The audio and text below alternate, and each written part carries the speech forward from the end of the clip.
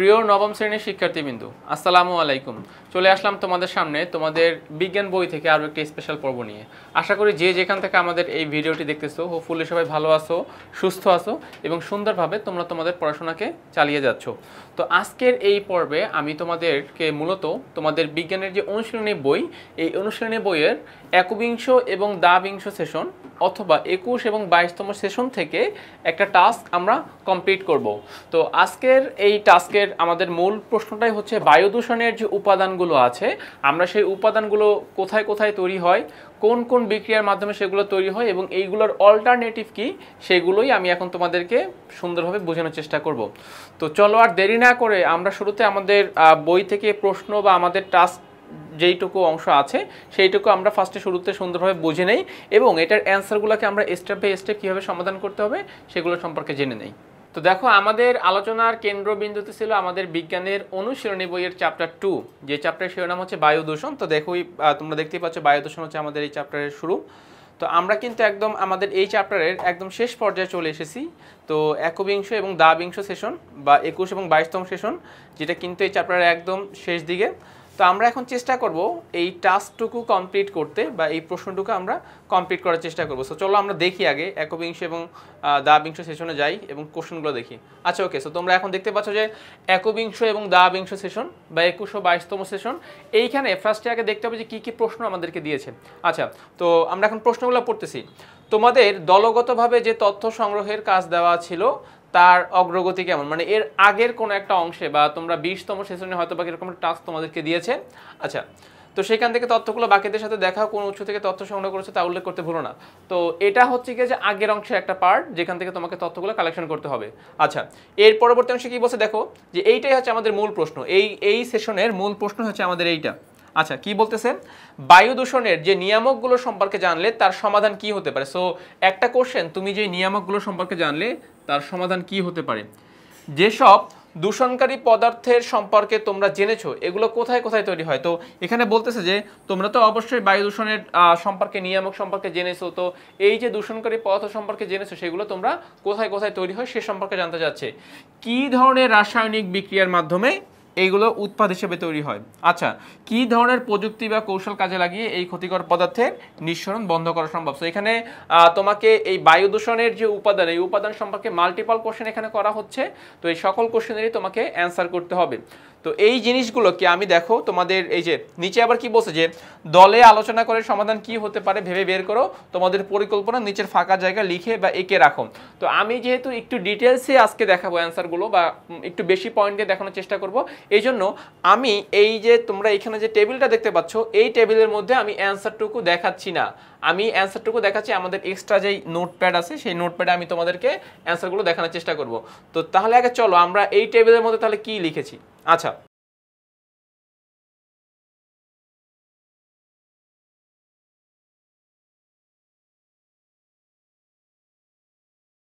এই টেবিলটার মধ্যে আমরা লিখেছি দেখো যে বায়ু দূষণের অর্থাৎ মূল কাহিনী হচ্ছে এই টেবিলের মধ্যে আমরা যেই প্রশ্নগুলো আমাদের কাছে জানতে চাচ্ছে সেই প্রশ্নগুলো আমরা এখানে নোট করেছি এবং এটার অ্যান্সারগুলো আমরা আমাদের নোটপ্যাডে লিখে দিচ্ছি, বুঝিয়ে দিচ্ছি। তোমরা এইগুলো জাস্ট ফার্স্টে বুঝো, এরপরে যদি তোমরা এই বইয়ে নোট করতে চাও তাহলে নিজের একটা শর্ট করে বা একটা সামারি আকারে সেগুলো লিখে দিলেই আশা করি তোমাদের এখানের অ্যান্সারটা হয়ে যাবে। তো মূলত এখানে 4টা কোশ্চেন এখানে সাজানো হয়েছে। দেখো কি কি, বায়ু দূষণে কোন কোন নিয়ামকের প্রভাব আছে, বায়ু দূষণে কোন কোন নিয়ামকের প্রভাব আছে। ফার্স্ট কোশ্চেন, যে আমাদের যে বায়ু দূষিত হয় এই বায়ু দূষণের সাথে কোন কোন নিয়ামক এখানে জড়িত আছে। তো চলো আমরা এক একটা করে প্রশ্ন এখান থেকে নিব এবং আমরা এক একটা করে প্রশ্নের অ্যান্সার দেখার চেষ্টা করব। তাহলে আমি এখন যাচ্ছি এই প্রশ্নের অ্যান্সারটা কি হতে পারে। তো আমি এখন সেই বায়ু দূষণের যে নিয়ামক সেই নিয়ামকগুলোর প্রভাব এখন আমি তোমাদের সামনে বর্ণনা করার চেষ্টা করব। সো দেখো এখানে কি কি প্রভাবের কথা আমি আলোচনা করতেছি। সো দেখো, 1 নম্বর কোশ্চেন ছিল এইটা আমাদের, যে বায়ু দূষণে কোন কোন নিয়ামকের প্রভাব আছে, এইটা ছিল আমাদের প্রথম কোশ্চেন। এখন আমরা এই প্রশ্নের অ্যান্সার দেওয়ার চেষ্টা করব। সো চলো আমরা দেখি অ্যান্সারটা কীভাবে দেওয়া যায়। তো আমরা এখন অ্যান্সারে ফার্স্টে কি লিখেছি, যে বায়ু দূষণে যেই নিয়ামকগুলোর প্রভাব রয়েছে সেগুলো আমরা এখন বর্ণনা করব। 1 নম্বরে লিখেছি দেখো ঘনবসতি। তো ঘনবসতি থেকে আবার 3টা পয়েন্ট বের হয়েছে, একটা হচ্ছে অধিক যানবাহন, অধিক জনসংখ্যা, অধিক ময়লা আবর্জনা। অর্থাৎ কোনো জায়গায় বায়ু দূষণ বা বাতাসকে দূষিত করার জন্য অন্যতম একটা সোর্স হচ্ছে ঘনবসতি। এখন ঘনবসতি মানে কি? অল্প জায়গার মধ্যে অধিক জনসংখ্যা বসবাস করে। যেরকম একটা পারফেক্ট এক্সাম্পল হতে পারে ঢাকা সিটি, যে জায়গা অল্প কিন্তু আমরা জনসংখ্যা বসবাস করতেছি অনেক।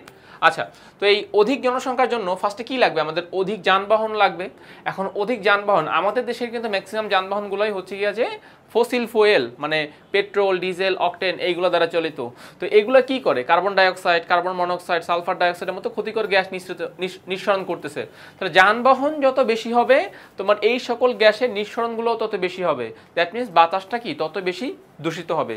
সো অধিক জনসংখ্যার জন্য লাগতেছে অধিক যানবাহন, অধিক যানবাহন থেকে বের হচ্ছে অধিক ধোঁয়া, এবং এই অধিক ধোঁয়াই কি করতেছে? আমাদের এই এনভায়রনমেন্টটাকে পলিউটেড করতেছে বা দূষিত করতেছে। সেকেন্ড হচ্ছে অধিক জনসংখ্যা। এখন দেখো, অধিক জনসংখ্যা এইটা আসলে কোনো পয়েন্ট হতে পারে না, কারণ অধিক জনসংখ্যা কখনোই সমস্যা না। সমস্যাটা হচ্ছে এই জনসংখ্যার জন্য তুমি কি করবা? অবশ্যই রান্না বান্না করতে হবে। খাবার দাবার রান্না না করলে তারা খাবে কি? তো এই যে রান্না বান্না যখন আমরা করব, তখন আমরা কি করব? ফসিল ফুয়েল ব্যবহার করব। আমরা হয়তোবা মিথেন গ্যাসকে অক্সিজেনের সাহায্যে দহন বিক্রিয়ায় অংশগ্রহণ করাবো, সেখান থেকে তাপ উৎপন্ন করব। আর না হয় অনেক জায়গায় কি করে, আমরা যে কাঠ বা কয়লাকে কি করি? পোড়াইয়া আগুন জ্বালাই, সেখান থেকে তাপ উৎপন্ন করি। সো অধিক জনসংখ্যার জন্য তুমি যে খাবারটা প্রডিউস করবে, সেখান থেকেও কিন্তু এরকম ক্ষতিকর গ্যাস তৈরি হতে পারে বা নিঃসৃত হতে পারে। তো এটা একটা আলাদা একটা সমস্যা। এবং 3 নাম্বার হচ্ছে অধিক ময়লা আবর্জনা। তার মানে কি? জনসংখ্যা যত বেশি, সেখান থেকে খাবার দাবারের উৎসিচ্ছ তো বেশি তৈরি হবে, ময়লা আবর্জনা বেশি তৈরি হবে। তো ওভারঅল বলা যায় যে এইটা একটা নিয়ামক, যেটা হচ্ছে ঘনবসতি। দ্যাট মিনস অল্প জায়গার মধ্যে অনেক মানুষ বসবাস করতেছে, অনেক যানবাহন সেখানে দরকার হচ্ছে, অধিক জনসংখ্যার জন্য আমার কি খাবার দাবার তৈরি করতে হচ্ছে। সো সেখানেও কি করতেছে? সেখান থেকেও আমরা ক্ষতিকর গ্যাস নিঃসৃত হচ্ছে এবং অধিক ময়লা আবর্জনা তৈরি হচ্ছে। তো সব কিছু মিলে কি হচ্ছে? আমাদের পরিবেশটা দূষিত হচ্ছে, বা আমাদের বাতাসটা, বিশেষ করে বাতাসটাকে ফোকাস করা হচ্ছে। সো বাতাসটা কি হচ্ছে? আলটিমেটলি এখান থেকে দূষিত হচ্ছে। আচ্ছা, গেল একটা। সেকেন্ড যেই পার্টটা নিয়ে আসতেছি দেখো, সেটা হচ্ছে কি যে অপরিকল্পিতভাবে কি করা হচ্ছে? বন উজাড় করা হচ্ছে, নগরায়ন করা হচ্ছে, শিল্প কারখানা তৈরি করা হচ্ছে। আচ্ছা, প্রথম কথা, আমরা কি করতেছি? গাছ কেটে ফেলতেছি। গাছ কেটে আমরা সেখানে নগর তৈরি করতেছি, বাসাবাড়ি তৈরি করতেছি, তারপরে রাস্তাঘাট তৈরি করতেছি, তারপরে শিল্প কারখানা তৈরি করতেছি। এখন দেখো, এই যে গাছপালা যে কেটে ফেলতেছি, বন উজাড় করতেছি, এই গাছপালা কিন্তু আমাদের পরিবেশের ভারসাম্য রক্ষা করে, বিশেষ করে আমাদের বাতাসটাকে দূষণের হাত থেকে রক্ষা করে। কিভাবে? যেরকম তোমরা সবাই জানো যে গাছপালা অক্সিজেন নিঃসরণ করে, যেটা কিনা আমাদের নিঃশ্বাসের সাথে আমরা গ্রহণ করতে পারি বা গ্রহণ করি, এবং একই সাথে সে কার্বন ডাইঅক্সাইড শোষণ করে। সো একটা ক্ষতিকর উপাদান সে শোষণ করে নিচ্ছে, আর একটা প্রয়োজনীয় উপাদান সে নিঃসরণ করতেছে, বা সে আমাদের জন্য গিফট হিসেবে, উপহার হিসেবে আমাদেরকে দিচ্ছে। তো যত আমরা বন বা গাছপালা কেটে ফেলবো, অত কিন্তু আমরা এই সমস্যার সম্মুখীন হব। কেননা তখন কার্বন ডাইঅক্সাইড এর পরিমাণও কমানো যাবে না, আবার অক্সিজেনের পরিমাণ বাড়ানো যাবে না। এজন্য অপরিকল্পিতভাবে বন উজাড় করা যাবে না। কোনো জায়গায় যদি বন বা গাছপালা কেটে ফেলতে হয়, অবশ্যই তার আগে আমাকে একটা প্রপার ডিসিশন নিতে হবে যে আমরা আসলে গাছপালা কেটে এখানে কি তৈরি করব। আর যতগুলো গাছপালা আমি কাটবো, তার বিনিময়ে অন্য কোনো জায়গায় হলেও আমাকে সেই গাছগুলো রোপণ করতে হবে, যেন এই গাছগুলোর যেই ঘাটতি, সেই ঘাটতি যেন আমি অন্য একটা জায়গায় গাছপালা লাগানোর মাধ্যমে যেন সেই ঘাটতি আমি কি করতে পারি? সহজে ফিল আপ করতে পারি। ঠিক সেইমভাবে নগরায়ন তৈরি হচ্ছে। আমরা কোনো জায়গায় ফাঁকা জায়গা পেলে সেখানে বাড়িঘর তৈরি করতেছি, কিন্তু সেটার কোনো প্রপার সিস্টেম নাই যে আমরা যে বাড়িঘর তৈরি করব, এইখানের কোন জায়গা থেকে ময়লাগুলো আমি ফেলবো, কোন জায়গা থেকে আমি হচ্ছে যে ব্যবহৃত পানি, অর্থাৎ যেটাকে বলা হয় পয় নিষ্কাশন ব্যবস্থা, এটার জন্য আমি ড্রেনেজ সিস্টেম সহ আরও অন্যান্য যে বিষয়গুলো দরকার, সেগুলো কিন্তু আমরা প্রপারলি ডিজাইন করে বা প্রপারলি সিস্টেমেটিকভাবে আমরা করি না। আমরা যেভাবে মন চায় সেভাবে আমরা সেটা তৈরি করি। সো অপরিকল্পিতভাবে কোনো কাজ করা যাবে না। 3 নাম্বার হচ্ছে শিল্প কারখানা তৈরি। তো এটাও একটা বড় একটা সমস্যা। শিল্প কারখানা থেকে কি হয়? প্রচুর ক্ষতিকর গ্যাস বা ধোঁয়া নিঃসৃত হয়। এখন এই শিল্প কারখানা যদি কোনো লোকালয়ের নিকটবর্তী হয়, তাহলে ওই লোকালয়ের মধ্যে যারা বসবাস করতেছে তাদের কিন্তু দেখা যায় ফুসফুসের সমস্যা হবে। কেন? কারণ সেই ক্ষতিকর ধোঁয়াটা তারা গ্রহণ করবে, নিঃশ্বাসের সাথে তারা গ্রহণ করবে, এবং তাদের ফুসফুসটা আস্তে আস্তে কি হবে? আক্রান্ত হবে। এতে করে একটা সময় তাদের ফুসফুসে ক্যান্সার পর্যন্ত সৃষ্টি হতে পারে। তাহলে এরকমভাবে অপরিকল্পিতভাবে বন উজাড় করা যাবে না, অপরিকল্পিতভাবে কোনো নগরায়ন সৃষ্টি করা যাবে না, অপরিকল্পিতভাবে কোনো শিল্প কারখানা তৈরি করা যাবে না। আমরা যেটা করব সেটা অবশ্যই পরিকল্পিতভাবে সিস্টেমেটিক ওয়েতে এবং এমনভাবে তৈরি করতে হবে যেন আমাদের সমস্যা বা আমাদের ক্ষতির মাত্রাটা যেন কমে যায়। আমরা শিল্প কারখানা ছাড়া আমরা বাঁচতে পারবো না। তো শিল্প কারখানা ছাড়া যদি আমরা বাঁচতে না পারি তাহলে অবশ্যই সেটা হতে হবে একটা সিস্টেমেটিক ওয়েতে। আচ্ছা, গেল সেকেন্ড পয়েন্ট। এবার আসো 3 নাম্বার পয়েন্ট। দেখো 3 নাম্বার পয়েন্টে কি বলেছি যে ইট ভাটা নির্মাণ। তো ইট ভাটা কিন্তু একটা অন্যতম সমস্যার কারণ, যে বায়ু দূষণের অন্যতম একটা সমস্যার কারণ হচ্ছে ইট ভাটা। এখন ইট ভাটা তো লাগবে, আমাদের ইট ছাড়া তো আমরা আমাদের শহর, আমরা আমাদের রাস্তাঘাট তৈরি করতে পারবো না। কিন্তু একটাই কথা যে আমরা যেটাই তৈরি করব বা যা কিছুই তৈরি করব সব কিছু একটা প্রপার ডিজাইন মেপে বা প্রপার ডিজাইনের মাধ্যমে এটা তৈরি করতে হবে এবং এমনভাবে তৈরি করতে হবে যেন মানুষের ক্ষতি বা মানুষের সমস্যার সম্মুখীন যেন মানুষ না হয়। আচ্ছা, এখন এখানে কি হচ্ছে দেখো, ইট ভাটা থেকে ক্ষতিকর ধোঁয়া নিঃসৃত হচ্ছে, কেননা চিমনি থেকে কি হচ্ছে, আমরা ইটটাকে যে পোড়াই সেখান থেকে তো চিমনি থেকে ধোঁয়া বের হয়, তাহলে সেই ধোঁয়াটা অবশ্যই আমাদের জন্য ক্ষতিকর। এজন্য ফার্স্টে আমরা লিখলাম ক্ষতিকর ধোঁয়া। আচ্ছা, 2 নম্বর দেখো বাতাসে ধূলিকণার পরিমাণ বেড়ে যাওয়া। দেখো ইট সাধারণত আমরা মাটি দিয়ে তৈরি করি, সাধারণত না, ইট সবসময় মাটি দিয়েই তৈরি হয়। এখন এই মাটিকে যখন আমরা শুকাই, মানে যখন রোদের তাপে শুকানো হয়, তখন কিন্তু ওই মাটিটা কি হয়, আস্তে আস্তে অনেক সময় ধুলায় পরিণত হয়ে যায় এবং যদি কোনো জায়গা বা যদি সেখানে যদি বাতাস প্রবাহিত হয় তাহলে ওই ধূলিকণাগুলো বাতাসের সাথে কি হয়, উঠতে থাকে এবং আমরা বলি চারপাশটা কি হয়, জাস্ট দূষিত হয়ে যায়, মানুষ সেখানে স্বাচ্ছন্দ্যে নিঃশ্বাস নিতে পারে না। এই জন্য বলতেছে যে বাতাসে ধূলিকণার পরিমাণ বেড়ে যাওয়া একটাই রিজন, যে মাটিটাকে শুকানো হয়, মাটিটা কি হয়, গুঁড়া গুঁড়া হয়ে যায়, বাতাস আসলে বাতাসের সাথে সেই মাটির যে ধূলিকণাগুলো আছে সেগুলো মিশে যায় এবং মানুষ কিন্তু সেখানে সহজে বা স্বাচ্ছন্দ্যে নিঃশ্বাস নিতে পারে না। এবং 3 নাম্বারটা হচ্ছে গাছপালার পাতা ফ্যাকাশে হয়ে যাওয়া। তোমরা একটা জিনিস লক্ষ্য করবা যে যেই অঞ্চলে ইট ভাটা বেশি রয়েছে ওই জায়গার গাছপালাগুলো একটু ফ্যাকাশে টাইপের, মানে একটু লালচে টাইপের হয়ে যায় বা গাছের পাতাগুলো অতটা মসৃণ না। এখন এটা কারণটা কি? 2টা কারণ। আমি প্রথমেই বলছি ক্ষতিকর ধোঁয়া নিঃসৃত হচ্ছে, তার মানে ওই অঞ্চলের আশেপাশে অ্যাসিড বৃষ্টি হওয়ার সম্ভাবনাটা খুব বেশি থাকতেছে। 2 নাম্বার বাতাসে ধূলিকণার পরিমাণ বেড়ে যাওয়া। এখন দেখো এই ধূলিকণাগুলো উঠতে উঠতে একটা সময় কোথায় পড়ে, ওই গাছপালার পাতার উপরেই পড়ে, ফলে ওই গাছপালার পাতা কিন্তু সালোক সংশ্লেষণ প্রক্রিয়াটা প্রপার ওয়েতে চলমান থাকে না, বিঘ্নিত হয়। কেন? কারণ একটা সুন্দর বা পরিষ্কার একটা পাতা যেই পরিমাণ সালোক সংশ্লেষণ প্রক্রিয়ায় অংশগ্রহণ করতে পারবে বা সালোক সংশ্লেষণ প্রক্রিয়ায় যেই পরিমাণ অবদান রাখতে পার্বে, আমি যদি একটা পাতার উপরে ধুলা বালু ময়লা আবর্জনা ফেলে রাখি, সে কি অতটা প্রপারলি পারবে? অবশ্যই অ্যান্সার হচ্ছে না। তো যেহেতু ইট ভাটার পার্শ্ববর্তী অঞ্চলে ধূলিকণার পরিমাণটা খুব বেশি থাকে, ক্ষতিকর গ্যাসের পরিমাণটা বেশি থাকে, এজন্য 1 নম্বর রিজন হচ্ছে সেখানে অ্যাসিড বৃষ্টি হওয়ার চান্সটা খুব বেশি, দ্যাটস ওয়াই গাছের পাতা কি হয়, ফ্যাকাশে হয়ে যায়, গাছপালা মারা যায়। অথবা 2 নম্বরটা হচ্ছে যে সেখানে যে ধূলিকণাগুলো থাকতেছে এই ধূলিকণাগুলো গাছের পাতার উপরে পড়তেছে, ফলে ওই গাছগুলো বা ওই গাছের পাতাগুলো সালোক সংশ্লেষণ প্রক্রিয়ায় প্রপারভাবে তারা কার্বন ডাইঅক্সাইড শোষণও করতে পারতেছে না, আবার অক্সিজেন নিঃসরণও করতে পারতেছে না। তার মানে ওভারঅল বলা যায় যে ওই ইট ভাটার পার্শ্ববর্তী যে এরিয়াটা থাকে এই এরিয়াটা বায়ু দূষণের অন্যতম একটা কারণ এবং সেখানের যে গাছপালাগুলো রয়েছে সেগুলোও কিন্তু আমাদেরকে প্রপার ওয়েতে সাহায্য করতে পারতেছে না। তো এরকম আরও অনেক পয়েন্টই আসতে পারে। আমি মোটামুটিভাবে তোমাদেরকে বা তোমাদের জন্য এরকম 3টা পয়েন্ট এখানে দেখাইলাম এবং প্রত্যেকটা পয়েন্ট থেকে কিন্তু কতগুলো অংশ বা কতগুলো পয়েন্ট আমি নোট করলাম যেগুলো হচ্ছে কি যে এই বায়ু দূষণের সাথে রিলেটেড। আমি আশা করতেছি তোমরা 1 নম্বর প্রশ্নের যে অ্যান্সারটুকু সেইটুকু বুঝতে পেরেছো। চলো এবার আমরা 2 নম্বর প্রশ্নের উত্তরে চলে যাই। চলো এবার আমরা হচ্ছে দ্বিতীয় প্রশ্নটা যাই এবং এটার উত্তর খোঁজার চেষ্টা করি। দেখো সেকেন্ড কোশ্চেনটা কি এখানে, যে সকল দূষক পদার্থ কোথায় তৈরি হয়, অর্থাৎ এই যে আমরা প্রথম ধাপে যে নিয়ামকগুলোর কথা বলছি বা বায়ু দূষণের সাথে জড়িত যে দূষক পদার্থগুলো রয়েছে সেই দূষক পদার্থগুলো কোথায় কোথায় তৈরি হয় বা কোন কোন সোর্স থেকে আমরা তাদেরকে পেতে পারি। তো এটা জানা জরুরি কেন, দেখো যে সকল সোর্স থেকে আমরা তাদেরকে পাবো ওই সোর্সগুলো যদি আমরা অফ করে দেই তার মানে কি আমাদের সেই দূষণগুলো আর হচ্ছে না, আমাদের সেই দূষক পদার্থগুলো তৈরি হবে না, দ্যাট মিনস বাতাসটা ফ্রেশ থাকবে, নির্মল থাকবে। তো দ্বিতীয় প্রশ্নটা আমরা এখন অ্যান্সার খোঁজার চেষ্টা করবো। সো প্রথমটা শেষ, চলো এবার আমরা দ্বিতীয় প্রশ্নের উত্তর খুঁজি। আচ্ছা, সেকেন্ড দেখো যে আমরা এখন এই দ্বিতীয় প্রশ্নের উত্তরটা জাস্ট দেওয়ার চেষ্টা করব। তো ফার্স্ট অফ অল আমরা শিরোনাম দিলাম যে দূষণকারী পদার্থ যে সব জায়গায় উৎপন্ন হয়। আচ্ছা, সো বায়ু দূষণের যেই সকল উপাদান রয়েছে এর মধ্যে অন্যতম একটা উপাদান হচ্ছে কার্বন মনোঅক্সাইড। আমাদের জানতে হবে যে বায়ু দূষণের অন্যতম একটা উপাদান হচ্ছে কার্বন মনোঅক্সাইড।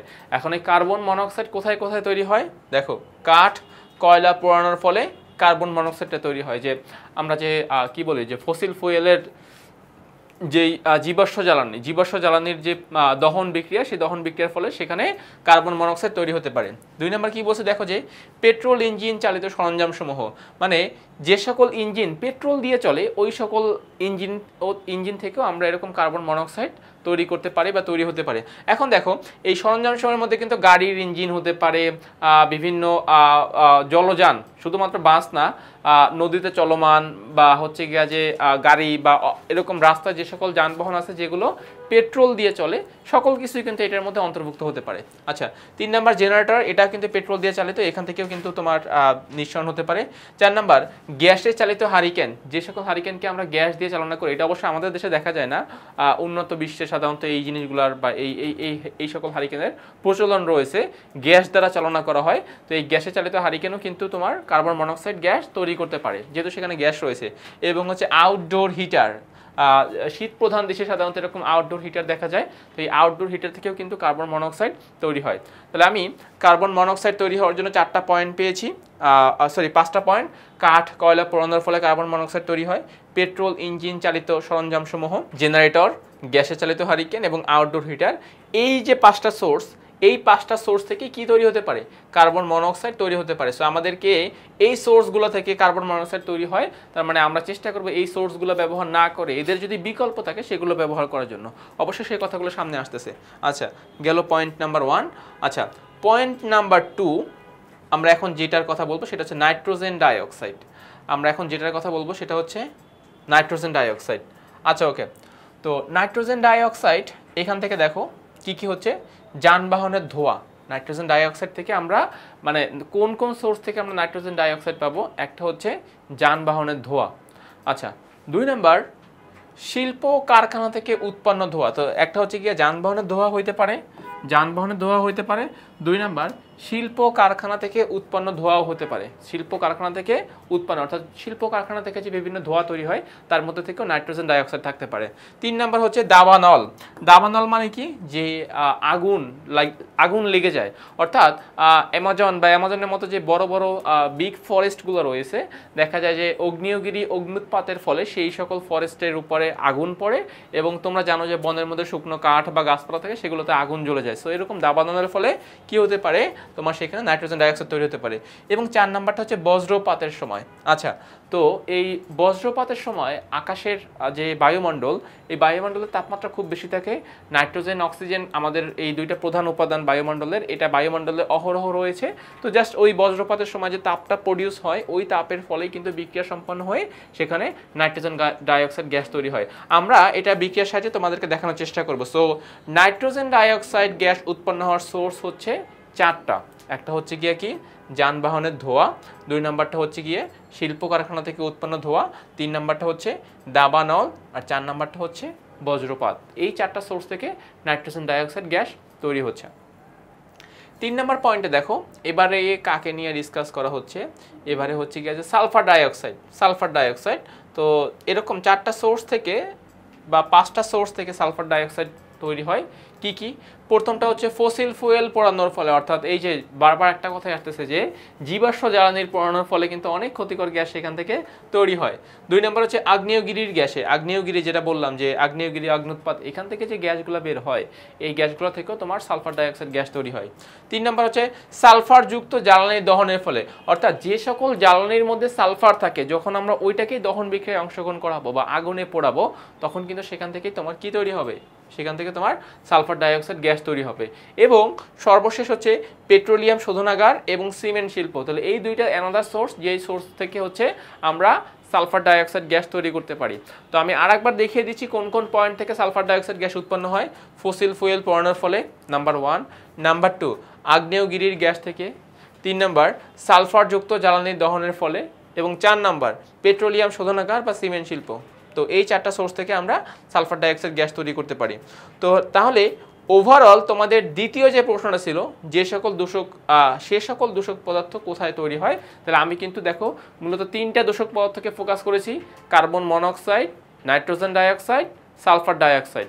এবং এই যে দূষক পদার্থগুলো কোন কোন সোর্স থেকে তৈরি হচ্ছে বা কোন কোন সোর্স থেকে তৈরি হতে পারে, সেগুলো এখানে দেখানোর চেষ্টা করেছি। গেল এটা। চলো আমরা পরবর্তী প্রশ্নে চলে যাই, 3 নম্বর প্রশ্নে চলে যাই। কি বলছে দেখো, এই দূষণের সাথে কি কি বিক্রিয়া জড়িত, অর্থাৎ এই যে দূষণটা হচ্ছে, সালফার ডাইঅক্সাইড গ্যাস তৈরি হচ্ছে, নাইট্রোজেন ডাইঅক্সাইড গ্যাস তৈরি হচ্ছে, কার্বন মনোক্সাইড গ্যাস তৈরি হচ্ছে, এই যে গ্যাসগুলো তৈরি হচ্ছে এখানে আসলে কোন কোন ধরনের রাসায়নিক বিক্রিয়া সম্পন্ন হচ্ছে এবং এদের সাথে কে কে জড়িত, তো সেই বিষয়গুলো এখন তোমাদের সামনে উপস্থাপন করা হচ্ছে। তো আমরা এখন আসি 3 নম্বর কোশ্চেনে। চলো এটা এই 3 নম্বর প্রশ্নের অ্যান্সারগুলো আমরা দেখানোর চেষ্টা করি। আচ্ছা ওকে, সো আমরা একটা পয়েন্টের মধ্যে সকল বিক্রিয়াগুলো দেখাচ্ছি যে এইখানে আমাদের কি কি ধরনের রাসায়নিক বিক্রিয়ার মাধ্যমে এগুলো তৈরি হচ্ছে, আমরা এখন সেগুলো ব্যাখ্যা করব। ওকে, তো শুরুতেই দেখো, শুরুতেই তোমরা এখানে ফোকাস করো যে কার্বন মনোক্সাইড তৈরি হচ্ছে কিভাবে। দেখো, মিথেন গ্যাস জলীয় বাষ্পের সাথে বিক্রিয়া করতেছে, বিক্রিয়া করে এই কার্বন আর অক্সিজেন মিলে তৈরি করেছে কার্বন ডাইঅক্সাইড, আর এখানে হাইড্রোজেন আছে 2টা আর এখানে হাইড্রোজেন আছে 4টা, তাহলে মোট হাইড্রোজেন 6টা মানে এখানে 3 অন্য হাইড্রোজেন গ্যাস তৈরি হচ্ছে। তাহলে আমরা বলতে পারি যে মিথেন গ্যাস যখন জলীয় বাষ্পের সাথে বিক্রিয়ায় অংশগ্রহণ করে তখন সেখান থেকে কার্বন মনোক্সাইড এবং হাইড্রোজেন গ্যাস তৈরি হয়। হাইড্রোজেন গ্যাসটা আমার জন্য ক্ষতিকর না হলেও কার্বন মনোক্সাইড গ্যাসটা আমাদের জন্য ক্ষতিকর, কেননা কার্বন মনোক্সাইড গ্যাস কি করে, মানুষ যদি নিঃশ্বাসের সাথে কখনো কার্বন মনোক্সাইড গ্যাস তৈরি করে তার হিমোগ্লোবিন পর্যাপ্ত পরিমাণ অক্সিজেন পায় না এবং এই অক্সি হিমোগ্লোবিনের অভাবে মানুষ একটা সময় কি হয়, নিঃশ্বাস বন্ধ হয়ে মারা যায়। সো সেই হিসাব করে কার্বন মনোক্সাইড গ্যাসটা খুবই ক্ষতিকর, এর থেকে আমাদেরকে খুব সতর্ক থাকতে হবে। আচ্ছা, 2 নম্বর একটা কথা বলেছিলাম যে নাইট্রোজেন ডাইঅক্সাইড গ্যাস কিন্তু বজ্রপাতের সময় তৈরি হয়। আচ্ছা, তো এই বজ্রপাতের সময় কি হচ্ছে দেখো, যে ফার্স্ট অফ অল বায়ুমণ্ডলে এই যে দেখো, এই যে নাইট্রোজেনের দেখাচ্ছি, অক্সিজেন দেখাচ্ছি, তাহলে বায়ুমণ্ডলে কিন্তু নাইট্রোজেন এবং অক্সিজেনের কোনো কমতি নাই। হ্যাঁ, তাহলে বায়ুমণ্ডলে পর্যাপ্ত পরিমাণে নাইট্রোজেন এবং অক্সিজেন রয়েছে। তো আকাশে যখন বজ্রপাত হয় তখন সেখানকার তাপমাত্রা থাকে প্রচুর, 3000 ডিগ্রি সেলসিয়াস তাপমাত্রা অ্যারাউন্ড সেখানে থাকে আর কি। এবং এই উচ্চ তাপমাত্রার ফলে নাইট্রোজেন এবং অক্সিজেন বিক্রিয়া করে শুরুতে নাইট্রিক অক্সাইড তৈরি করে, NO নাইট্রিক অক্সাইড তৈরি করে, এবং এই নাইট্রিক অক্সাইড এটাও কিন্তু একটা গ্যাস। তো যেহেতু এটা গ্যাস তার মানে এও বায়ুমণ্ডলে এরকম ভেসে বেড়ায়। আচ্ছা, পরবর্তীতে নাইট্রিক অক্সাইড কি করে, অক্সিজেন গ্যাসের তো আর বায়ুমণ্ডলে কোনো কমতি নাই, এই নাইট্রিক অক্সাইড গ্যাস এক্সট্রা যে বায়ুমণ্ডলে আরও অক্সিজেন গ্যাস রয়েছে এদের সাথে বিক্রিয়ায় অংশগ্রহণ করে কি উৎপন্ন করে, নাইট্রোজেন ডাইঅক্সাইড উৎপন্ন করে। তাহলে আমরা বলতে পারি যে বায়ুমণ্ডলের নাইট্রোজেন এবং অক্সিজেন গ্যাসের পর্যাপ্ততা এবং বজ্রপাতের ফলে উৎপন্ন প্রচুর পরিমাণে যে তাপ, এর ফলেই আমাদের নাইট্রোজেন ডাইঅক্সাইড যেই গ্যাসটা সেই গ্যাসটা তৈরি হয়। এইটা একটা প্রাকৃতিক কারণ যা তোমাদের সামনে দেখানো হলো। তাহলে আশা করি তোমরা নাইট্রোজেন ডাইঅক্সাইড গ্যাসের সোর্স কি বা কোন কোন বিক্রিয়ার মাধ্যমে নাইট্রোজেন গ্যাস তৈরি হতে পারে তার সম্পর্কে একটা ধারণা তোমরা পেয়েছো। আচ্ছা, যাচ্ছি আমি পরবর্তী অংশে। আচ্ছা, কি লিখছি দেখো, সালফার বিশিষ্ট যৌগ, মানে যে সকল যৌগের মধ্যে সালফার আছে ওই সকল যৌগকে যখন তুমি অক্সিজেনের সাথে দহন বিক্রিয়ায় অংশগ্রহণ করাবা তাহলে এই যৌগের মধ্যে অন্য যে কেউ থাকুক না কেন সালফার তো অবশ্যই থাকবে, রাইট? এই সালফার এবং এখানে আছে অক্সিজেন বিক্রিয়া করে কি তৈরি করবে, সালফার ডাইঅক্সাইড গ্যাস তৈরি করবে। তাহলে সালফার বিশিষ্ট যে জ্বালানিগুলো আছে বা সালফার বিশিষ্ট যে যৌগগুলো আছে এই যৌগগুলোকে যখন আমি অক্সিজেনের সাথে দহন বিক্রিয়ায় অংশগ্রহণ করাবো তার আগে অবশ্যই অবশ্যই আমাদেরকে একটু ভালোভাবে সচেতন হতে হবে, ভাবতে হবে, বিকল্প অপশন যদি থাকে সেই বিকল্প অপশনগুলো আমাদেরকে গ্রহণ করতে হবে। তো আমি আশা করতেছি তোমরা এই 3টা পয়েন্ট বুঝতে পেরেছো। 3টা বিক্রিয়া, প্রথম বিক্রিয়ার ফলে হচ্ছে যে আমরা তৈরি করলাম কার্বন মনোক্সাইড, আচ্ছা, দ্বিতীয় বিক্রিয়ার ফলে তৈরি হয়ে গেল কি নাইট্রোজেন ডাইঅক্সাইড, এবং তৃতীয় বিক্রিয়ার ফলে তৈরি হলো সালফার ডাইঅক্সাইড, যেগুলো কিন্তু তোমার বায়ু দূষণের প্রধান উপাদান হিসাবে চিহ্নিত করা হয় যেগুলোকে আর কি। তো আশা করতেছি বিক্রিয়ার সাহায্যে বা কোন কোন বিক্রিয়ার সাহায্যে আমাদের এই সকল ক্ষতিকর গ্যাস তৈরি হয় এইটুকু তোমরা বুঝতে পেরেছো। চলো যাই আমরা নেক্সট যেই কোশ্চেন বা সর্বশেষ যে কোশ্চেন সেই কোশ্চেনে। ওকে, সো 3টা প্রশ্ন এবং তার উত্তর কি হতে পারে সেগুলো আমরা জেনে গিয়েছি। এবার চলো চতুর্থ প্রশ্নে। বলছে যে কি কি ধরনের প্রযুক্তি কাজে লাগিয়ে এই নিঃসরণ বন্ধ করা যায়, অর্থাৎ এই যে ক্ষতিকর গ্যাসগুলো যে নিঃসরণ হচ্ছে এখন তুমি এইখানে আসলে কোন কোন পদক্ষেপ নিতে পারো বা কি কি প্রযুক্তি ব্যবহার করতে পারো যার মাধ্যমে তুমি এই নিঃসরণগুলোকে বন্ধ করতে পারবা। আচ্ছা, তো আমরা এখন এই প্রশ্নের উত্তর খোঁজার চেষ্টা করবো। সো 4 নম্বর প্রশ্নের উত্তর চলো আমরা দেখি যে 4 নম্বর প্রশ্নের উত্তরে কি হতে পারে। ওকে, সো আমরা যাচ্ছি 4 নম্বর প্রশ্নের উত্তরে। দেখো, এখানে আসলে কয়েকটা পয়েন্ট লিখেছি, এই পয়েন্টগুলো আসলে আমাদেরকে অবশ্যই ফলো করতে হবে যে এই দূষণ রোধে আমরা আসলে কি কি কাজ করব সেগুলো। তো দেখো, বায়ু দূষণ রোধে যা যা করণীয়, এখন এখানে পদক্ষেপও হতে পারে প্রযুক্তিও হতে পারে। আমরা প্রযুক্তিটাও ব্যাখ্যা করব, পদক্ষেপটাও ব্যাখ্যা করব, দুইটা জিনিসের সমন্বয় করেই আমরা এই পয়েন্টটাকে সাজাবো। আচ্ছা দেখো, নগরায়নের জন্য সুষ্ঠু পরিকল্পনা করা, ঠিক আছে? নগরায়ন অর্থাৎ আমরা যদি কোনো নগর তৈরি করি, এই নগরের জন্য কোথায় হসপিটাল থাকবে, কোথায় স্কুল কলেজ থাকবে, কোথায় বাসাবাড়ি থাকবে, নর্দমার বা ড্রেনেজ সিস্টেমটা কেমন হবে, ঠিক আছে, কোন জায়গাতে গার্ডেন থাকবে, এইটাকে আমরা একটা পরিকল্পনা মাফিক তৈরি করব। প্রথম পয়েন্টই হচ্ছে এইটা। মন গড়া যেখানে মন চায় সেখানে বাড়িঘর তৈরি করা যাবে না, যেখানে মন চায় সেখানে হসপিটাল তৈরি করা যাবে না, যেখানে মন চায় সেখানে রাস্তাঘাট তৈরি করা যাবে না। এরকম একটা সিস্টেমেটিক ওয়েতে আমাদেরকে এটা তৈরি করতে হবে। উন্নত বিশ্বের যে শহরগুলো দেখা যায়, যেরকম দেখো লন্ডন, তারপরে হচ্ছে গিয়ে প্যারিস, ইন্ডিয়ার হচ্ছে যে মুম্বাই, এই যে শহরগুলো ভালো ভালো, এরা কিন্তু দেখো এই সিস্টেমটা ফলো করে, যার কারণে এই সকল শহরগুলোতে জনসংখ্যা বাংলাদেশের ঢাকা থেকে অনেক বেশি হওয়া সত্ত্বেও তারা সিস্টেমেটিক ওয়েতে আগায়, বিধায় তাদের ওই শহরটাও অতটা পলিউটেড না, আমাদের মতো এতটা দূষিত না, এবং সেখানে কিন্তু মানুষজন স্বাচ্ছন্দ্যে বসবাস করতেছে। অথচ খোঁজ নিয়ে দেখলে দেখা যায় যে আমাদের থেকে কিন্তু সেই সকল শহরের জনসংখ্যা অনেক অনেক গুণ বেশি, কিন্তু সিস্টেমেটিক ওয়েতে আগানোর জন্য তারা এই সমস্যার সম্মুখীন হচ্ছে না। আশা করি তোমরা প্রথম পয়েন্টটা বুঝতে পেরেছো। আচ্ছা, সেকেন্ড পয়েন্ট কি বলছে দেখো, বায়ু দূষণ রোধে জনসচেতনতা খুবই জরুরি। আচ্ছা, বায়ু দূষণ রোধে জনসচেতনতা খুবই জরুরি। আমাদের দেশের মানুষদের যে টেন্ডেন্সি দেখো, কি করতেছি আমরা কোনো একটা খাবার খেয়ে এটার খোসাটা রাস্তায় ফেলে দিচ্ছি, সেটা আমের হতে পারে, কলার হতে পারে, ইভেন চিপসের প্যাকেট হতে পারে। এখন এই যে ব্যাপারটা, সব জায়গায় তো আর পুলিশ গিয়ে মানুষদেরকে জনসচেতনতা করতে পারবে না। অতএব নিজেদের মন থেকে বা নিজেদের মধ্যে একটা জনসচেতনতা তৈরি করতে হবে যে না, আমি এই ময়লা আবর্জনাটা সামনে গিয়ে যে ডাস্টবিনটা রয়েছে এই ডাস্টবিনের মধ্যে ফেলে দেই, তাহলে তো এই জায়গাটা দূষিত হচ্ছে না, বাতাস আসলে এই ময়লাগুলো তো আর বাতাসের সাথে উঠতে পারবে না, রাইট? তো আশা করতেছি তোমরা এই বিষয়টুকু বুঝতে পেরেছো যে প্রত্যেকটা মানুষের নিজেদের মধ্যে যদি জনসচেতনতা তৈরি করতে না পারে, তাহলে সরকার কেন, যে কোনো আইনই তাদেরকে কখনোই জনসচেতনতা তৈরি করতে পারবে না। অতএব নিজেদের থেকেই এই জনসচেতনতা তৈরি করতে হবে। সেকেন্ড যে কাহিনী হচ্ছে জনসচেতনতা তৈরি করতে হবে। 3 নাম্বার দেখো, অধিক হারে গাছপালা লাগাতে হবে। দেখো আমরা শুধু গাছ কেটে ফেলতেছি, কিন্তু আমরা কিন্তু গাছ লাগাচ্ছি না। আমরা বনকে উজাড় করে দিচ্ছি, কিন্তু আমরা কিন্তু নতুন করে বন তৈরি করতেছি না। তো বায়ু দূষণটাকে রোধ করতে হলে এই যে ক্ষতিকর গ্যাসগুলো যে নিঃসৃত হচ্ছে বিভিন্ন শিল্প কারখানা থেকে, এগুলো কে শোষণ করে? অবশ্যই গাছপালা শোষণ করে। তাহলে অবশ্যই গাছপালা বেশি করে লাগাতে হবে। 2টা কারণ, এই সকল ক্ষতিকর গ্যাসগুলো যেন সে শোষণ করতে পারে, মানে গাছপালা যেন শোষণ করে নিতে পারে, এবং সেই জন্য আমাদেরকে পর্যাপ্ত পরিমাণ অক্সিজেন সরবরাহ করতে পারে। এই জন্য বায়ু দূষণ রোধের অন্যতম একটা সলিউশন হচ্ছে অধিক হারে কি লাগানো? গাছপালা লাগানো।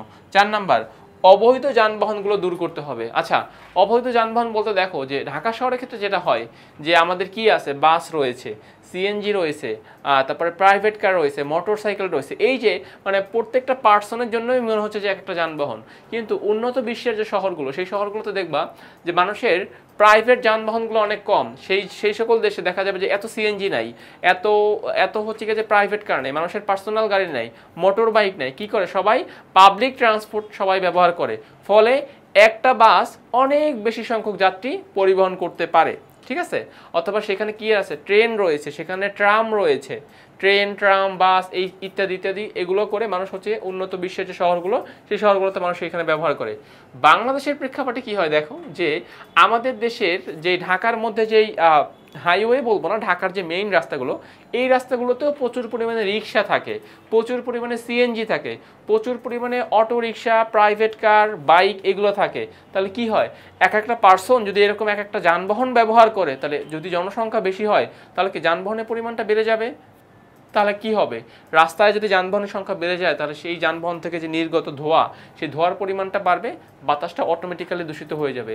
এজন্য এমন একটা সিস্টেম ব্যবহার করা, যেই সিস্টেমে অবৈধ যানবাহন যেন সেখানে রাস্তাঘাটে চলতে না পারে, এরকম একটা সিস্টেম আমাদেরকে তৈরি করতে হবে, এরকম একটা পদক্ষেপ নিতে হবে। বাংলাদেশের প্রেক্ষাপটে অনেক সময় দেখা যায় যে যারা একটু বেশি পরিমাণ অর্থ যাদের রয়েছে, যারা একটু বেশি পরিমাণ বিত্তবান, তাদের ঘরের যদি মানে ঘরে যদি 5 জন মানুষ থাকে, 5 জনের দেখা যায় 5টা গাড়ি, তাহলে এই 5টা গাড়ি তো রাস্তায় এসে তোমার বাতাসটাকে দূষিত করতেছে। কিন্তু সব থেকে ভালো হতো কি, ওই 5 জন পার্সনের জন্য যদি একটা গাড়ি হতো, তাহলে কি হতো, এরকম দূষণের মাত্রা কমে যেত। তাহলে এরকম আমাদের দেশের বা আমাদের ঢাকা শহরের বা ঢাকা বাদে চট্টগ্রাম বা অন্যান্য শহরের কথা যদি চিন্তা করি, এরকম অনেক সময় দেখা যায় যে ঘরের মানুষজন একজনের জন্য একটা গাড়ি, এটা না হওয়া উচিত যে একটা গাড়ি সবাই মিলে ব্যবহার করবে। তাহলে কি হবে, রাস্তার যানজটও যেরকম কমবে, বাতাসে দূষণের মাত্রাটা আস্তে আস্তে কমে যাবে। এইটাই আসলে 3 নম্বর পয়েন্ট তোমাদেরকে বোঝাতে চাচ্ছে। 4 নম্বর পয়েন্ট কি বলছে দেখো, 4 নম্বর পয়েন্ট বলছে যে পরিবেশ বান্ধব শিল্প কারখানা তৈরি করা। পরিবেশ বান্ধব বলতে বোঝানো হচ্ছে যেই শিল্প কারখানা থেকে ক্ষতিকর গ্যাসের পরিমাণটা কম হবে এরকম তোমার প্ল্যান করা, এরকমভাবে কারখানা ডিজাইন করা যেন যেটার মাধ্যমে তুমি হচ্ছে কাজে পরিবেশ বান্ধব যেন সেখানে হচ্ছে কাজে ক্ষতিকর যে গ্যাসগুলো রয়েছে এই ক্ষতিকর গ্যাসের পরিমাণটা যেন কম হয় এরকম শিল্প কারখানা তৈরি করতে হবে। আচ্ছা, এটা গেল 4 নাম্বার পয়েন্ট। 5 নাম্বার পয়েন্ট দেখো তোমাদেরকে কি বলতেছে।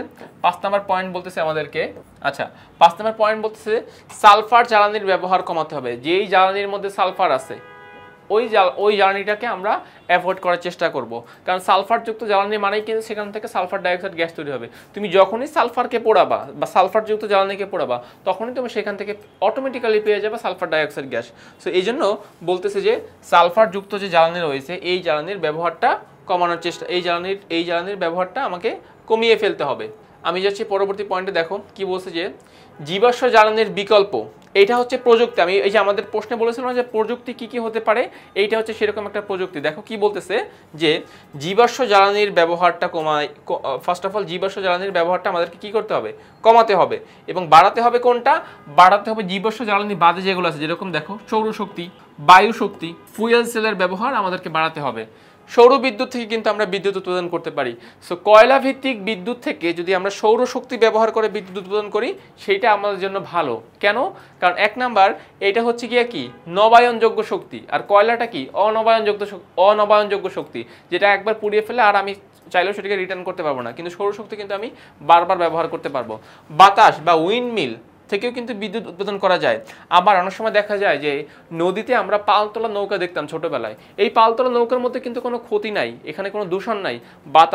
বাতাসটাকে কাজে লাগাই আমরা নৌকাটাকে কি করতেছি, সামনের দিকে চালিয়ে নিচ্ছি। সো এরকমভাবে জাস্ট কিছু টেকনিক্স ব্যবহার করা। সাইকেল চালানো, সাইকেল যেরকম এখন কি হয় যে অটোরিকশা বের হয়েছে, অবশ্য অটোরিকশার মধ্যেও ক্ষতির মাত্রাটা অনেক কম, কিন্তু এই যে সিএনজি বা আরও অন্যান্য এরকম যেগুলো আছে যারা কিনা জীবাশ্ম জ্বালানি পেট্রোল, ডিজেল, অকটেন এগুলো ব্যবহার করে, এদের পরিবর্তে সাইকেল চালানো ভালো, অটোরিকশা ব্যবহার করা ভালো, পায়ে হাঁটা ভালো। তো এই বিষয়ের প্রতি আমাদের নিজেদেরই একটু সচেতন হতে হবে। এইগুলো যেন আমরা ব্যবহার করি সেই দিকে আমাদের মানুষকেও সচেতন করতে হবে, নিজেদেরকেও সচেতন হতে হবে। এইখানে মূলত এই পয়েন্টে বোঝাচ্ছে যে তোমরা এমন জিনিস ব্যবহার করবা যেগুলো কিনা কোনো আমাদের পরিবেশের মধ্যে কোনো ক্ষতিকর প্রভাব ফেলবে না, এরকম জিনিস আমাদেরকে ব্যবহার করতে হবে। আর যেগুলোর প্রভাব ফেলবে এদের বিকল্প খুঁজতে হবে, এদের পরিমাণটা কমাতে হবে। তো এই পয়েন্টে আমাদেরকে মূলত এই বিষয়ের প্রতি ফোকাস দেওয়া হয়েছে। আচ্ছা, চলো এর পরবর্তী অংশ কি বলছে দেখো, যে শিল্প কারখানা ও ইটভাটা লোকালয় থেকে দূরে স্থাপন করতে হবে। মানে কি, শিল্প কারখানা এবং ইটভাটা যেখান থেকে ক্ষতিকর গ্যাস, ক্ষতিকর পদার্থ বের হয়, ক্ষতিকর জিনিস নিঃসৃত হয়, সেটা আমরা লোকালয় থেকে দূরে স্থাপন করবো, যেন ক্ষতি হলেও মানুষ বা অন্যান্য যে প্রাণীগুলো আছে এদের যেন ক্ষতি না হয়। এই জন্য যদি তৈরি করতেই হয় সেগুলো আমরা অবশ্যই আমাদের পরিবেশ থেকে বা আমাদের লোকালয় থেকে অনেক দূরে স্থাপন করব। 9 নম্বর পয়েন্ট, শিল্প কারখানা থেকে ক্ষতিকর গ্যাসের নিঃসরণ কমাতে এফজিডি প্ল্যান্ট ব্যবহার করতে হবে। দেখো এফজিডি যেই প্ল্যান্টের কথা বলছে এখানে, আমরা সেই এফজিডি প্ল্যান্ট ব্যবহার করব। এফজিডি প্ল্যান্টের মাধ্যমে আসলে কি করা হয়, এফজিডি প্ল্যান্টের মাধ্যমে হচ্ছে গিয়ে যে চুনের মাধ্যমে বা চুনা পাথর থেকে চুন বের করি, সেই চুন থেকে আমরা কি করি যে সালফার ডাইঅক্সাইড, তারপরে নাইট্রোজেন ডাইঅক্সাইড বা অন্যান্য যে ক্ষতিকর যে গ্যাসগুলো বের হয় সেই গ্যাসগুলো আমরা হচ্ছে শোষণ করে দিই, যেন বাইরে যেন বের হতে না পারে, সেগুলোকে আমরা সেখানে রেখে দিই। ঠিক আছে? আচ্ছা, এবং সর্বশেষ হচ্ছে 10 নম্বর পয়েন্ট। 10 নম্বর পয়েন্টে কি বলছে দেখো, 10 নম্বর পয়েন্টটা আমি একটু রেড কালার দিয়ে লিখেছি। কেন? এইটা হচ্ছে গিয়া যে একটু বিপজ্জনক পয়েন্ট। কি? এই সকল নিয়ম প্রয়োগের ব্যবস্থা করা, নিয়ম অমান্যকারীকে শাস্তির সম্মুখীন করা। অর্থাৎ যদি কোনো জায়গায় তুমি নিয়ম করো বাট সেখানে নিয়মটাকে মানার বা নিয়মটাকে ফলো করার কোনো সিস্টেম বা আইন যদি প্রয়োগ না করো, তাহলে সেই নিয়মটা কেউই মানবে না। আর বিশেষ করে আমাদের দেশের লোকজন তো মানবেই না। তো এতক্ষণ যে 9টা পয়েন্ট বললাম, এই 9টা পয়েন্ট তখনই তোমাকে মানতে হবে বা তখনই তুমি মানবা যখন তোমার একটা রুলস থাকবে, একটা রেগুলেশন থাকবে। তো সেইটাই হচ্ছে 10 নম্বর পয়েন্ট, যে এই নিয়মগুলো অবশ্যই মানতে মানুষকে বাধ্য করতে হবে। যদি কেউ না মানে তুমি তার শিল্প কারখানা বন্ধ করে দাও, তুমি তার ইটভাটাকে বন্ধ করে দাও, তুমি যদি কেউ এরকম অবৈধভাবে বাড়িঘর তৈরি করে, সিটি কর্পোরেশনের লোকজনদের উচিত সেই বাড়িঘরকে ভেঙে ফেলা, সেই বাড়িঘরকে উঠানোটা বন্ধ করে দেওয়া। এরকম যদি এরকম কঠোর কোনো পদক্ষেপ নেওয়া যায় তাহলে আশা করি মানুষজন শুনতে বাধ্য হবে। এক তো যারা শুনতেছে তারা তো শুনতেছেই, আর যারা শুনবে না তারা শুনতে বাধ্য হবে, কেননা নিয়মের ভয়। এবং তারা যে করেই হোক না কেন, যখন তাদেরকে আমি বাধ্য করতে পারবো তখনই কিন্তু একটা সুন্দর পরিবেশ বা সুন্দর একটা এনভায়রনমেন্ট তৈরি করা সম্ভব। সো 10 নম্বর পয়েন্ট আমাকে এইটাই বলতেছে যে এই সকল নিয়ম প্রয়োগের ব্যবস্থা করা। যদি কোনো কারণে কেউ এই সকল নিয়ম মানতে অস্বীকৃতি জানায়, সেই অমান্যকারীকে আমরা কি করব? অবশ্যই শাস্তির আমরা সম্মুখীন করব। শাস্তির সম্মুখীন এই জন্যই করব যেন তারা নিয়মটা মানতে বাধ্য হয়, মানুষ যেন শাস্তির ভয়ও হলেও এই কাজটা ফলো করে। তো এই হচ্ছে গিয়ে মোট 10টা পয়েন্ট, যেই 10টা পয়েন্ট হচ্ছে গিয়ে যে এই প্রশ্নের অ্যান্সার, যে কী ধরনের প্রযুক্তি কাজে লাগিয়ে এই নিয়ম বন্ধ করা যায়। আমি মূলত এই 10টা পয়েন্টের মধ্যে প্রযুক্তি এবং হচ্ছে গিয়ে যে নির্দেশনা দুইটাই একসাথে মানে দুইটারই হচ্ছে গিয়ে যে একসাথে বলে ফেললাম। তবে এখানে প্রযুক্তিগত দিক বিবেচনা করলে দুইটা কাজ করা যেতে পারে। একটা হচ্ছে এফজিডি প্লান্ট আমরা ব্যবহার করতে পারি, যেখানে যেই প্লান্টের মাধ্যমে সালফার সহ অন্যান্য গ্যাসকে আমরা শোষণ করতে পারবো। এবং 2 নাম্বারটা হচ্ছে গিয়ে যে এই সৌরশক্তি ব্যবহার করা, বায়ুশক্তি বা উইন্ড মিল ব্যবহার করা, ফুয়েল সেলের ব্যবহার বাড়ানো। ঠিক আছে, তো এই জিনিসগুলোই জাস্ট এখানে বলা হচ্ছে। তো আমি আশা করতেছি তোমরা এইখানে যে 4টা প্রশ্ন, এই পর্বটা একটু বড় হয়েছে বা একটু লেন্দি হয়েছে, কারণ এখানে কোশ্চেন বেশি, এখানের অ্যান্সারগুলোর অপশন বেশি, মানে অ্যান্সারগুলোরও কাজ বেশি, প্রশ্ন তো এমনিতেই 4টা হয়ে যাচ্ছে আর কি। তো যাই হোক, ওভারঅল মোটামুটিভাবে একটা লম্বা সময় ধরে তোমরা এই ভিডিওটা দেখেছো। আশা করতেছি এই ভিডিওটা দেখার মাধ্যমে তোমরা নিজেরাই একজন পরিবেশবিদের মতো হয়ে যাবা। কারণ আমি যে কথাগুলো বললাম, সাধারণত আমাদের যে পরিবেশ যে অধিদপ্তরের যারা লোকজন রয়েছে তারা মূলত এই কাজগুলোই করে, যে এই কাজগুলো আমি তোমাদেরকে এই পয়েন্টের মাধ্যমে বা এই অংশের মধ্যে আমি তোমাদেরকে শেখানোর চেষ্টা করেছি। তো সর্বোপরি কথা হচ্ছে যে পর্বটা বড় হলেও এটা তোমাদেরকে অনেকগুলো বিষয় সম্পর্কে ধারণা দিবে, অনেকগুলো বিষয়ের সলিউশন তোমাকে জানতে সাহায্য করবে, আর ইত্যাদি অনেক কিছু তোমরা এখান থেকে শিখতে পারবা। তাহলে সর্বোপরি বলা যায় এই পর্যন্তই, যে আমরা আমাদের এই পর্বের একদম শেষ পর্যায়ে চলে এসেছি। নতুন কোনো পর্ব নিয়ে আবার তোমাদের সামনে উপস্থিত হব। ততক্ষণ পর্যন্ত তোমরা সবাই ভালো থাকো, সুস্থ থাকো, আর টেকনিক পরিবারের সাথেই থাকো।